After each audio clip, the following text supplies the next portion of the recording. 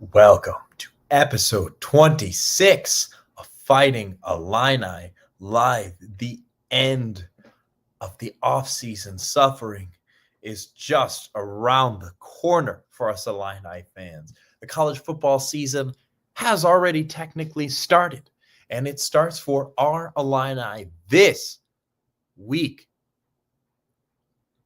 Tonight's episode will simply be the hype episode, because I am really excited for the season to start now that it is just around the corner. So we are going to be talking about the newcomers doing well in camp that I am most hyped for, the overall players that I am most hyped for, and the games I am most hyped for. I will be giving my personal rankings on all of that because I am hyped and I need to share that with y'all. There are some announcements regarding the schedule this week. It will be a little different because I will be out of town following the Western game on Friday. So there will be no regular Wednesday show as scheduled.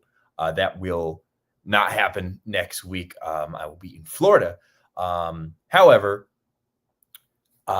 in lieu of a post-game show, because I will be very busy on Friday night as well when they have their game against Western.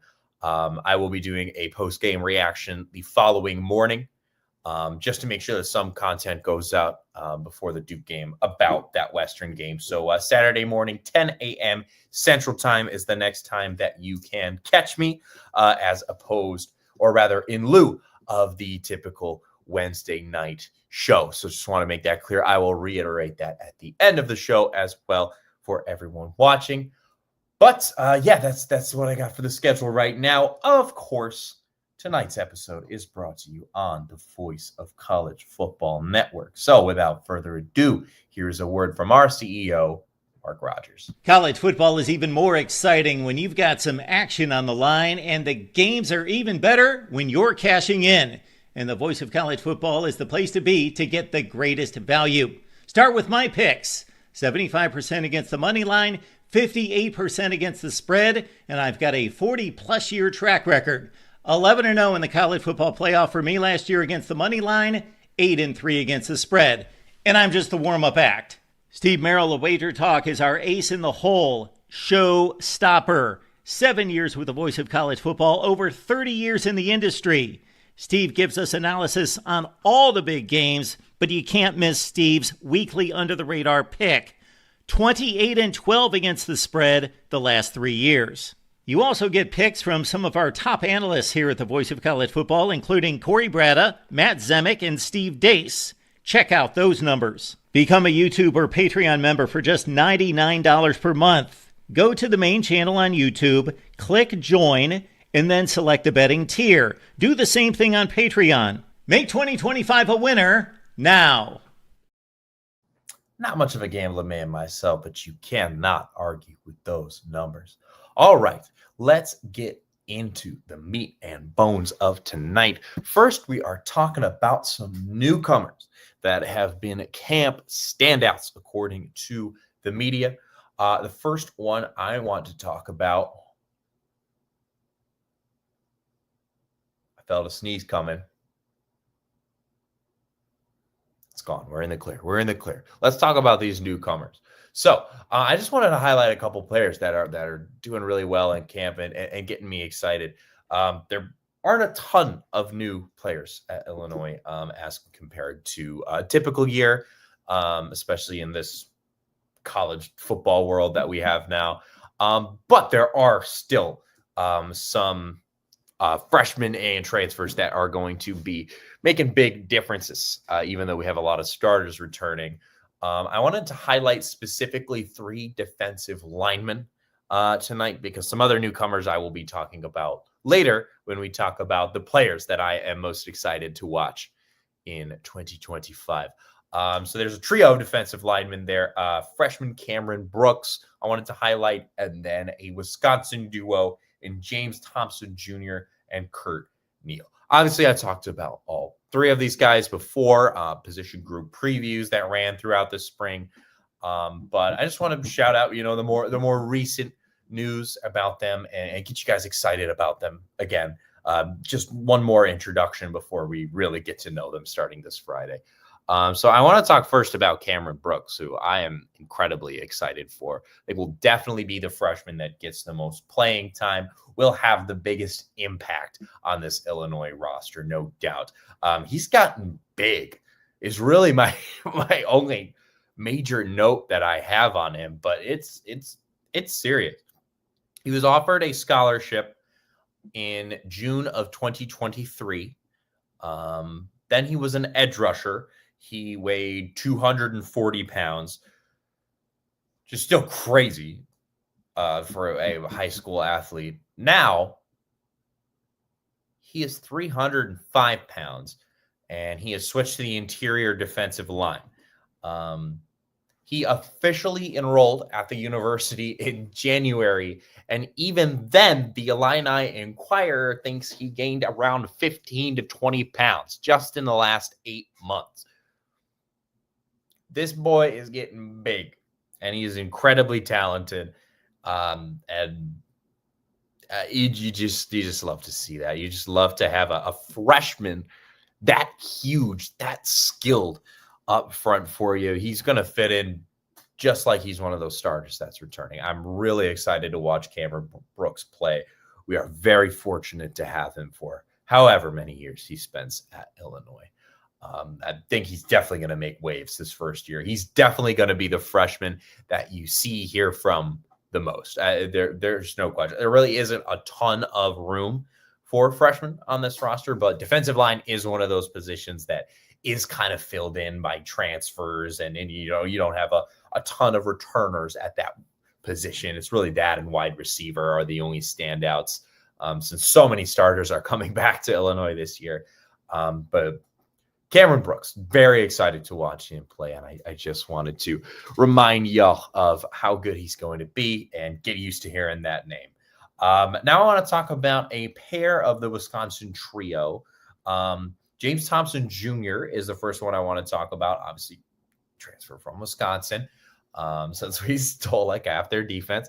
He is 6'6", 310. Again, the Illini Inquirer thinks he could be around 320 now, based on how he's looked in camp. So this is just a huge defensive line that we are building. We are building pure size. He's not super fast, according to scouting reports. He's just a pure power rusher, and he just bull rushes quarterbacks. It's worked pretty well for him in the past. He missed all of last year, though, which is why I want to highlight him, because I really haven't seen him play since 2023. This will be technically his 6th year in college, though it won't be his 6th year playing. His last full year was in 2023. He got in all 13 games, 29 tackles, 5.5 sacks. 2022, he had 6.5 for the Badgers. He has made a full recovery, however, from his injury last year. He was a full participant in fall training camp. So really, really excited to see James Thompson Jr. play as well. And I also want to highlight one of his buddies from Wisconsin. That is Kurt Neal, another defensive lineman. He has 2 years of eligibility left, actually. So James Thompson Jr., we only get him for a year. But Neal will be with us hopefully for another year after this. He's 3'10", 6 foot. He's a great blend of quickness, balance, power. That's according to the scouting report I read on Illinois Fighting Illini on SI. He's got a great burst, which makes him a good contrast to Thompson as well. That's why they are good when paired together, because he's just very balanced, but especially he has that burst that Thompson doesn't really have. He's just more of a power rusher. But we really like to see that contrast and have guys that can do either or, depending on what you need. 2024, he got in all 12 games for the Badgers, 29 tackles, 3.5 of those for a loss. The other Wisconsin transfer, too, I'm not going to highlight him as closely right now just because he's not at the same position, but it's linebacker Leon Lowry Jr. He's going to be very helpful as well to help fill out that defense, a couple holes that we no longer have, even though we're retaining a ton of starters. I also want to talk about sophomore Angelo McCollum. He's also been doing really well in camp, even though he didn't play a whole lot last year. He's definitely expected to have a breakout year. And then you have, that's it. Yeah, but he's also on the defensive line. So, I mean, the defensive line is good. I know that these guys aren't starters from last year, but based on what they've brought in, and are now going to get to see more of Angelo McCollum as well, I think they're going to be just fine on that front. It's just is really exciting because that was one of the main holes that they seem to have when we did those position group previews back in the spring. What a great cast at defensive line for Gabe Yakis to lead and work with. So shout out to those newcomers. Can't wait to see y'all make your Illini debuts against Western this Friday. I am now going to be talking about some of the players that I am the most excited to see. We haven't really done a whole lot of opinions on this channel, but now that the season is going to hit its stride, I'm going to have the opportunity to do that a lot more because it's going to be a lot more reaction-based than it is just kind of reading you guys stats and giving you a quick thought on what I think this opponent's going to do, how I think this player is going to do. We're just basing this on pure hype tonight. So these are my own personal rankings. Dispute me if you please in the comments. I would love to see what you guys think as well, as I always do. Number 10, running back Caden Fagan. Now, Caden Fagan missed almost the entirety of 2024, which is exactly why he is one of my most hyped players. He's one of the players I am the most excited to watch this year because I'm really glad to have him back, and especially with the added touches that he's going to get right with Josh McCray running off to Georgia, really the only major loss that Illinois suffered due to the transfer portal. I know there were some in the draft, but really excited to have Caden Fagan back on the field, right? And it's I think it's going to be quite a timeshare between him and Aiden Lawfrey, but I'm really, really glad to have him back, and I wish him nothing but the best in his return. I mean, obviously, you never quite know what you're going to get out of a player that is just coming back, right, from a nearly a year-long injury. He only played a couple games in 2024.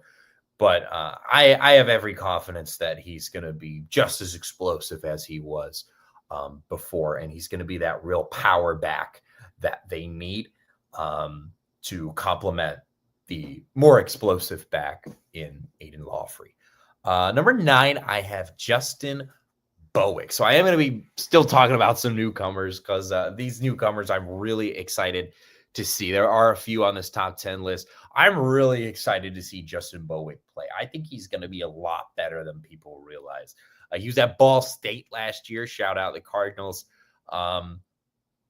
Played like 3 or 4 games, and he decided to redshirt the rest of the season so he'd have a year of eligibility. Like, he absolutely dominated in those games. You can get the full stats if you want to go back to the position group preview for wide receiver, because wide receiver is another very crucial position for this Illini squad, right? On the defensive end, it's the defensive line that we've already kind of talked about tonight, talking about camp and whatnot. But it's going to be wide receiver for the Illini offensively. It's going to be so hard to fill those holes, right? That we lost between Pat Bryant going to the Broncos and Zachary Franklin also leaving for the NFL. So it's they're going to be big shoes to fill for sure. But I'm really excited to see how Justin Bowick is going to contribute. He's never played at this high level before, but he has dominated at every level he's played at, including the MAC for a short period of time last year with the Ball State Cardinals. So Justin Bowick could even become their number 1, but he's not going to be their number 1 out of the gate, at least, because that is going to be number 8 on my list, Hudson Clement. who is the wide receiver transfer from West Virginia, coming over with his brother, who is a defensive back as well. I am also really excited to see what Hudson Clement has to offer. Brett Bielema said that he thought he was the best player on West Virginia's roster last season, and he went out and got him and his brother just to be the cherry on top. So I am also really excited to watch Hudson Clement make his Illini debut this Friday. He's a great deep ball threat. He's got big shoes to fill, but he's going to be the clear number one out of the gate. He had a great season with the Mountaineers last year. I think him and Justin Bowick combined are going to be really exciting to watch at that wide receiver position. And I also have them on this list. And maybe they're not the top 10 players on this team. But again, these are the players I'm most excited to watch. I am really excited to see Caden Fagan return to the field. And I am really excited to see both Justin Bowick and Hudson Clement suit up for our Illini and, see what they got, for better or for worse. But I have a good feeling about both of these two. They both had great seasons last year, even though Bowick's was only a couple weeks. He was absolutely dominant in those couple weeks. And Hudson Clement, Brett Bielema doesn't have enough good things to say about him. I can't wait to see these guys work as a tandem starting Friday. Seventh now we're going to get into some more familiar names, is the offensive lineman Melvin Priestley. Now, he's not as it's sexy of a pick on the Illini offensive line as J.C. Davis is, who's selected for all these preseason awards and whatnot.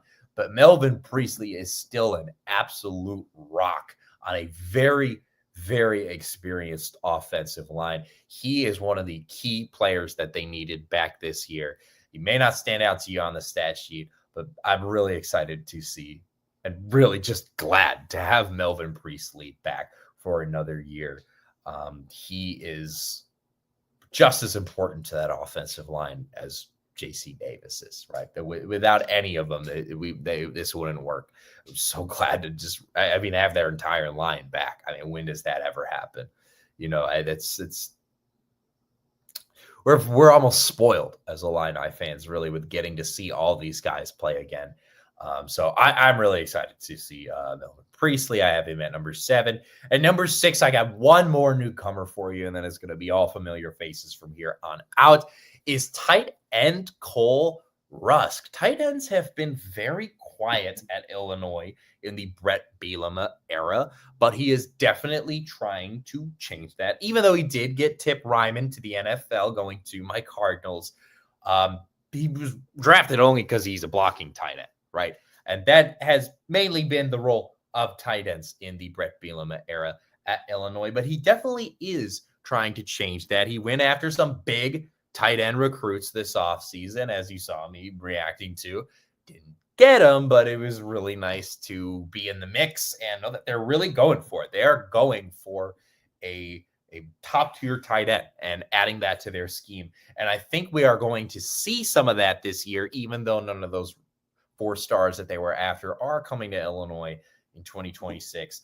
Cole Rusk is a transfer from Murray State, who I think is going to have a heightened role compared to what we've seen from tight ends at Illinois the past couple of years. I'm really interested to see how Bielema is going to use him, because they are starting to shift that way, use tight ends more, especially with I don't want to bash the guys, because I love Justin Bowick, Hudson Clement. So this isn't shade, but just, a less polished, less experienced wide receiver group, less reliable, at least at the start of the year, wide receiver group than they had last year. There's definitely going to be a higher dependency on the tight end position that really wasn't there last year. And so I think Cole Rusk is going to be another surprising mid-major transfer for the Illini. And I'm really excited to see how they're going to use him, because honestly, I don't know. I don't really have an answer for you on that one. But I think Cole Rusk is going to be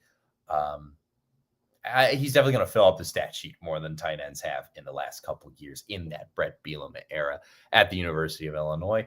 Number 5, I have running back Aiden Lawfrey. I am really excited to see what this dude is going to do in 2025. I think he will be the primary back. I mean, obviously, they'll have a timeshare between him and Caden Fagan, but Caden Fagan is going to be more that power back, short yardage back, goal line back. But Aiden Lawfrey is just absolutely explosive. We really put it on display, too, at Wrigley Field against Northwestern towards the end of the year. He really came about once he got those touches due to Caden Fagan being gone. And he is going to be a lot better than I think a lot of people realize. If he gets going and they get a dependable run game between him and Fagan, this offense is going to be absolutely unstoppable. No question. I trust that the wide receiver group is going to get it done. These running backs can produce just like they did last year, really.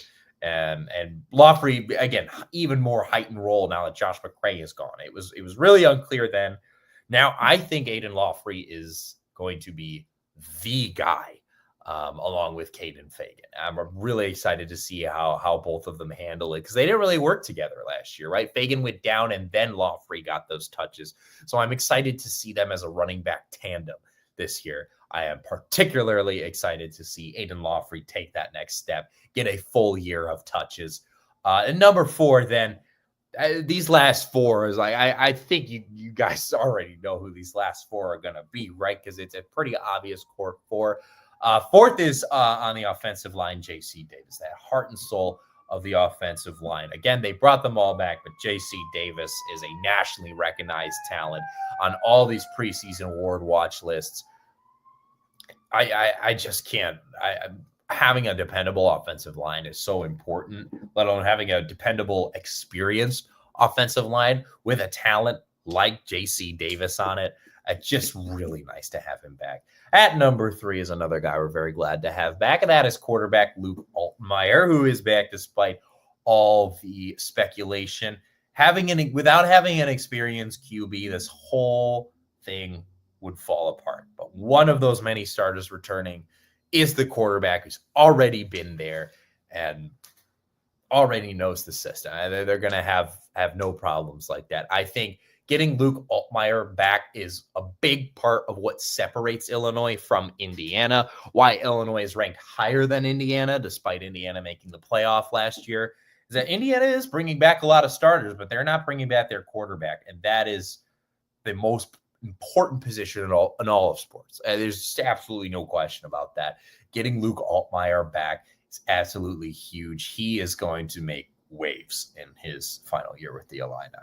I can't wait to see what he'll do. Yes, he'll have a new receiver core, some new pass catchers, both receiver and a tight end. But I don't think that's going to be any problem. He's working with the same line. He's working with the same running backs. And there's just going to be a lot of consistency and familiarity.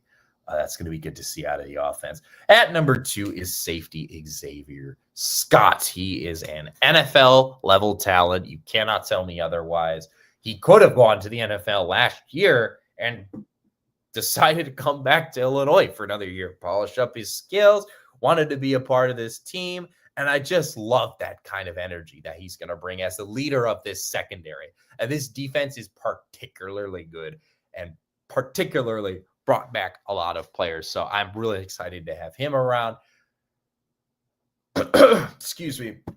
And then, sorry, I don't mean to gloss over him, but I got to go kind of quickly. I've been talking y'all zero.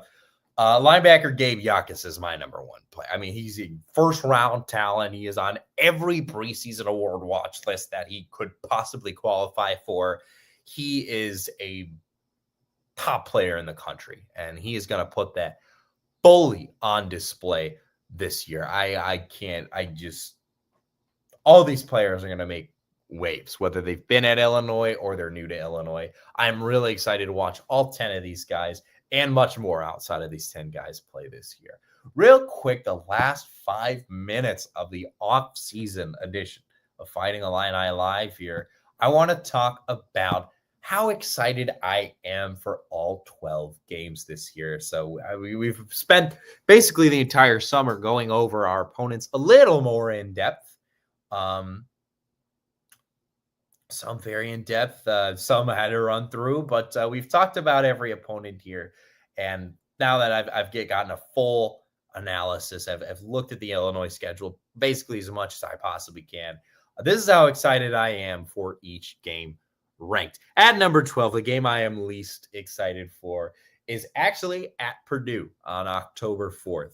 I just think that game is just like such a dud in between a lot of really exciting games.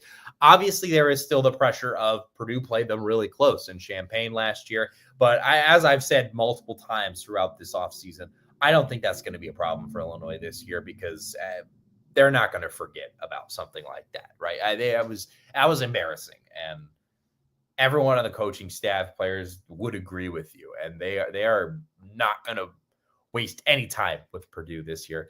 At number 11 now, I have a Friday's Western Illinois game, August 29th. I put that one ahead of Purdue just because it's the first game of the season. So there is definitely buzz, but it's definitely the least exhilarating opponent. There's no doubt about that. At number 10, I have Western Michigan, then the week 3 game, which I will be at. That game is also sold out, by the way. It is now sold out. There were a couple select tickets when I talked about it last week, but it is sold out now. It's just another non-con opponent that I don't think is going to be too much of a challenge for Illinois. So that's why I have that one so low. I'm still super excited to go to that game. Number 9, I have Northwestern. I honestly consider putting Northwestern below those 2 non-con games that I just mentioned. The only reason I do put it at 9 is because, one, it's a classic rivalry game. So there's always a little bit of excitement, no matter how bad Northwestern is. And 2, it's the last game of the season. So Illinois is definitely going to be fighting for something when they play Northwestern, right? So I definitely think there are going to be stakes on that last game because we're expecting Illinois to be in the playoff running on November 29th when they meet Northwestern. So that's more why it's less the opponent and more so I mean, it's still not ranked very high. I don't think Northwestern's going to be much of a challenge. But just the stakes are going to be higher since it is the last week of the season. At number 8, then I have their home game against Maryland on November 15th. Maryland, I think, will be a little better this year. I still just don't think they're all, quite there and ready to compete in the Big Ten, compete with Illinois. And that's a home game too. So I think that'll be another fairly easy Big Ten home game. At number 7, I have Wisconsin. Wisconsin certainly had a down year last year. It's not going to be easy to win up in Madison. I'm not saying that.